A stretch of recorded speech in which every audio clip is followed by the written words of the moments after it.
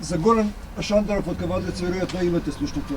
Тој прави една од најдобрите, најквалитетни зимници во Кавадарци, кои имат проблем многу луѓе и во градот, а особено во Македонија, меѓутоа и пријатели од странство.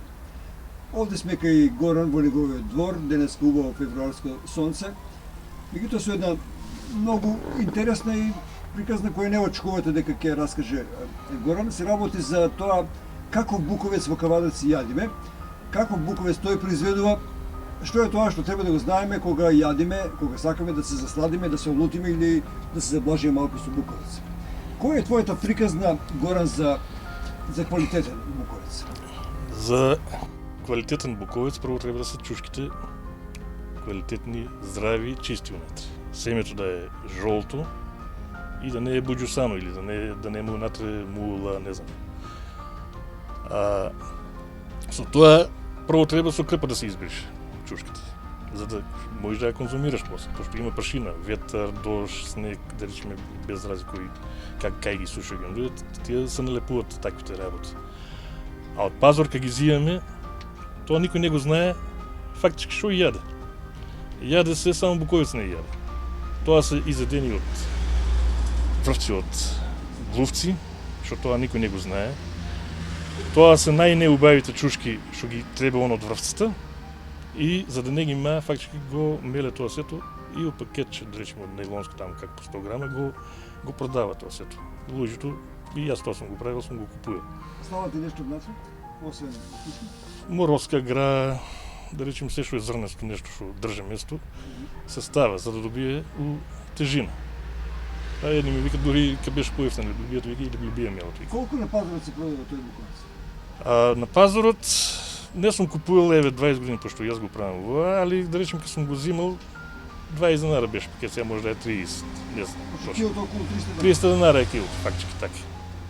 Овој буковец овде е вицински буковец, произведен со пиперките што ние ги снимивме, целосно неоштетени пиперки, Да. кои нудат можност да се направи добар буковец. Да. И блак и лут мора да И го блак чистите. и лут. И не го продавам.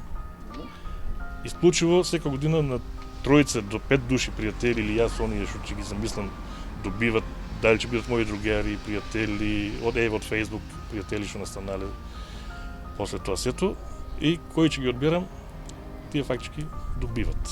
Ќе го добијат тие буковец без надокнади, без пари, без ништо, за тоа сето што го прикажувам јас и што го кажувам, за да се уверат у приказката. Ако рековме дека околу 350 денари излегува или 300 Вака сега да му објаснам на луѓето, за да му биде појасно и по-сликовито. Ако една врвца земе 250 денари, за кило буковец да направи, нема му требат 5 врвци, 6, 7, зависи од врвците, од големините и од количините, колку чушки има. Значи, че даде по 250 денари, 1500 денари до 2000 за да добие кило буковец и пак нема да биде квалитет. А килото буковец е 300 денари. И со тоа сакам да кажам како е дојден буковец да се направи, затоа што најнеубавите чушки го прават фактички како го чисте врвцата, така тоа го мелува и го продава вака со серачки, со мулусани внатре, со неи, плюс тоа не се печени, не се сушени на по природен пат.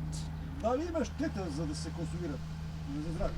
Како? Да, имат штета таквите буковец. Али штета? А тоа е, што да ти кажам, сам си внесуваш ти зараза, болест, не знам. Тоа чим го конзумираш, а го кажуиме до шо иде тоа сето, мислам до шо фактички јадиш не е убаво нешто. Може ли Шандров да прави ваква серијска производство?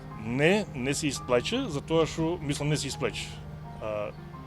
Со Тодо Белевски Бог да го прости.